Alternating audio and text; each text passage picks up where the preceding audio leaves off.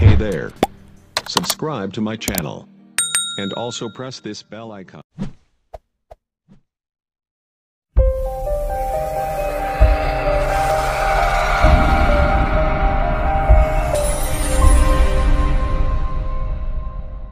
Hi viewers, welcome to మీ Paddu life skills. ఎలా ఉన్నారు? అందరూ బాగున్నారా? మీరందరూ బాగుండాలని నేను ప్రతిరోజు కోరుకుంటాను. ఈరోజు మన వీడియో అసలు నిజంగా చాలా బాధాకరమైనటువంటి వీడియో అన్నమాట ఇది. అసలు వీడియోలోకి వెళ్ళే ముందు మీతో ఒక ముఖ్యమైన విషయం చెప్పాలి కదా. మన వీడియోని ఫస్ట్ టైం చూస్తున్న వాళ్ళు సబ్స్క్రైబ్ చేయండి, పక్కనే ఉన్న బెల్ ఐకాన్ నొక్కండి, ఆల్ సెలెక్ట్ చేసుకోండి. ఆల్ సెలెక్ట్ చేసుకుంటే నేను పెట్టే వీడియోలన్నీ మీకు నోటిఫికేషన్ రూపంలో వస్తాయి. ఆల్ సెలెక్ట్ చేసుకోకపోతే మాత్రం రావు. వీడియోని మొదటి నుండి చివరి వరకు తప్పనిసరిగా చూడండి. లైక్ చేయటం మాత్రం మర్చిపోవద్దు. మీ ఫ్రెండ్స్ అందరికీ షేర్ చేయండి, అందరితో సబ్స్క్రైబ్ చేయించండి. ఓకేనా? ఇప్పుడు మనం వీడియోలోకి వెళ్దామా? ఈరోజు మన వీడియో ఏంటంటే, మాకు నిన్న రాత్రి అకాల వర్షం అనేది వచ్చింది. 7:38 అవుద్ది అనుకుంటా, 7:38 ఆ మధ్యలో బాగా పెద్ద గాలి, అనుకోకుండా గాలి వచ్చేసింది. ముందు గాలి వచ్చేసి ఇదేంటే గాలి వస్తుంది అనుకున్నాం. అసలు ఎంత పెద్ద గాలి అంటే అసలు చెప్పలేమన్నమాట. అంత పెద్దగా గాలి వచ్చి, గాలి వెంటనే గాలితో పాటు వర్షం అనేది కూడా వచ్చింది పెద్దగా. ఆ గాలి వర్షానికి అసలు భయం వేసింది అనమాట, ఏమవుద్దో ఏంటో అనేసి. ఇక సరే అయిపోయింది ఆ నైటు అంతా, ఒక గంటే అది పడింది కూడా. ఇక తెల్లారి వెళ్ళి పొలాల్లో చూసినట్లయితే, మేము కూడా వేసాం కదా, మిరపతోట వేసాము, వరి కూడా వేసాము మేము. తెల్లారి వెళ్ళి మా పొలంలో చూస్తే అసలు మిరప చెట్లన్నీ కూడా పడిపోయి ఉన్నాయి అన్నమాట. అసలు నిజంగా ఇప్పటి వరకు కూడా వాటికి ఫస్ట్ మొక్క వేసిన తర్వాత ఒక నెల తర్వాత వర్షం వచ్చింది. ఒక వారం రోజులు వర్షాలు వచ్చినాయి, తెలుసు కదా అందరికీ. ఆ వర్షాలకి కొన్ని మొక్కలు చచ్చిపోయినాయి, కొన్ని మొక్కలేమో ఆకంతా రాలిపోయి అవి కూడా చచ్చిపోయే పరిస్థితుల్లో ఉంటే వాటిని ఎరువులు వేసి, మందులు వేసి, ఏదో విధంగా వాటిని సంరక్షించుకొని ఒక దశకు తీసుకొచ్చాం.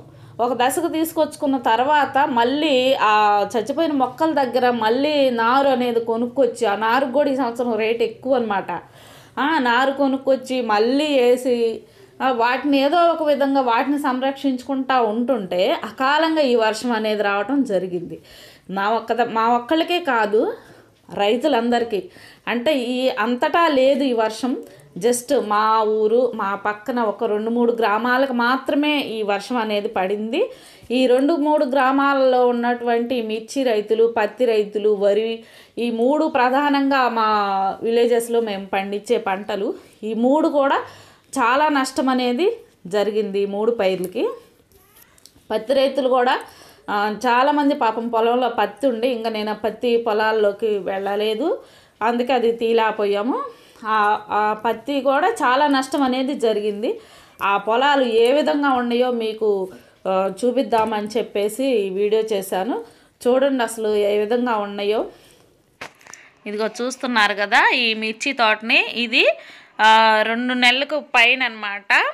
ఈ పైరు దరిదాపుగా 3 నెలలు కావస్తుంది ఈ పైరు వేసి. నిన్న పడినటువంటి అకాల వర్షానికి ఇదిగో ఈ విధంగా మిరప చెట్లు మొత్తం కూడా పడిపోవటం అనేది జరిగింది. ఈ విధంగా మా విలేజ్లో ఏంటంటే ఒక 50 ఎకరాల వరకు మిర్చి ఈ విధంగా దెబ్బతిన్నది. కానీ చుట్టుపక్కల అంతే ఒక 2-3 గ్రామాలకే, మాది ప్లస్ పక్కన ఉన్నటువంటి పెదపాలెం, ఈ దొడ్లేరు సంబంధించిన ఈ 2-3 గ్రామాలకే ఈ వర్షం అనేది పడింది. అంతటా అయితే లేదు, అనుకోకుండా వచ్చిందనమాట ఆ వర్షము. ఇప్పటికే ఏంటంటే కౌలు రైతులకి వచ్చేసి ఎకరాకు వచ్చేసి ₹1,00,000 వరకు పెట్టుబడి పెట్టడం అనేది జరిగింది. అదే సొంత పొలం ఉన్న వాళ్ళకైతే 80,000 దాకా పెట్టుబడి అనేది పెట్టారు.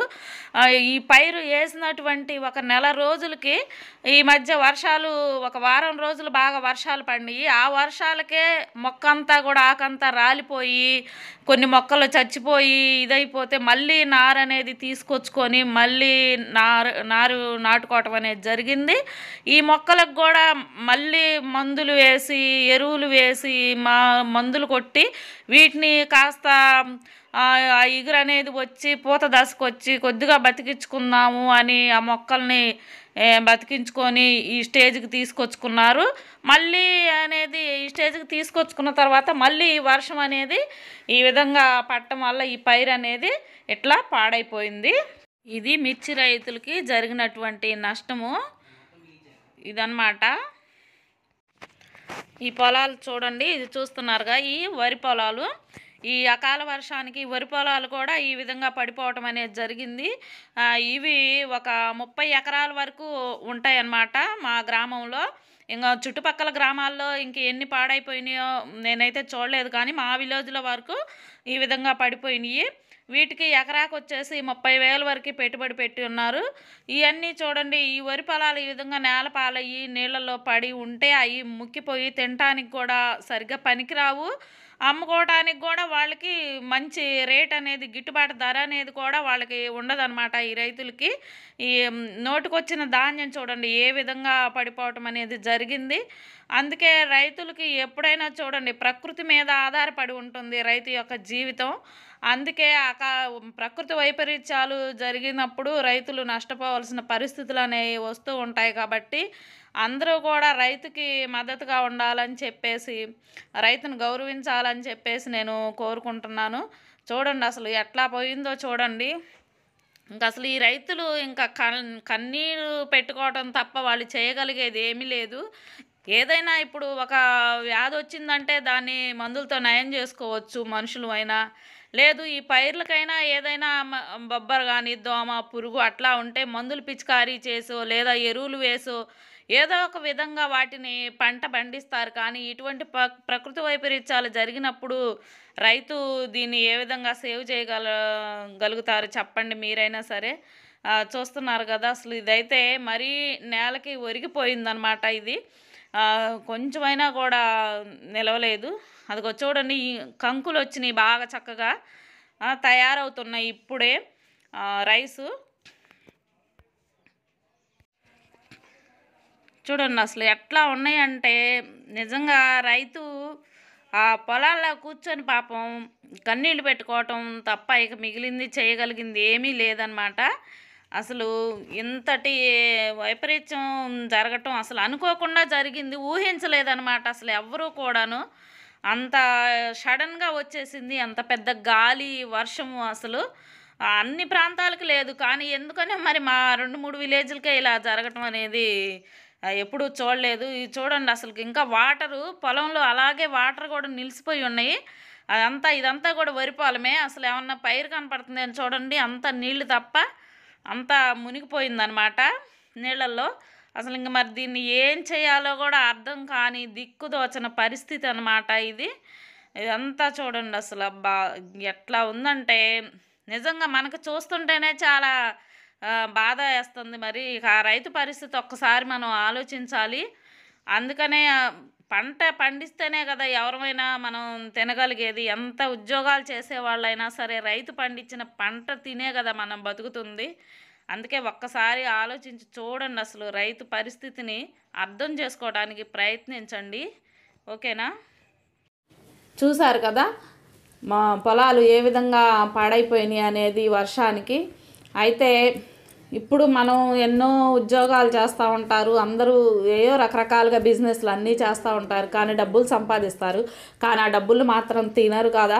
రైతు పండించేటువంటి ప్రతి ఒక్క పంట, వరి కానివ్వండి, కూరగాయలు కానివ్వండి, ఏదైనా రైతు దగ్గర నుండి వస్తేనే మనం 5,000 నోట్లోకి పోయేది, మన పొట్ట నిండేది, అంతే కదా. కానీ ఆ రైతు ఇటువంటి ప్రకృతి వైపరీత్యాలు వచ్చినప్పుడు ఎంత నష్టపోతాడో ఒక్కసారి మీకు అర్థమవుతుంది అనే దాని గురించి నేను ఈ వీడియో చేశాను.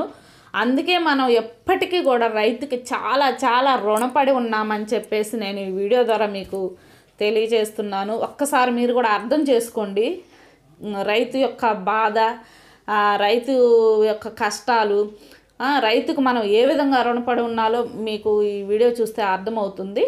ఓకేనా? సరే, మీరు అందరూ లైక్ చేయటం మాత్రం మర్చిపోకండి. మరొక వీడియోలో మళ్ళీ కలుసుకుందామా? Okay, bye.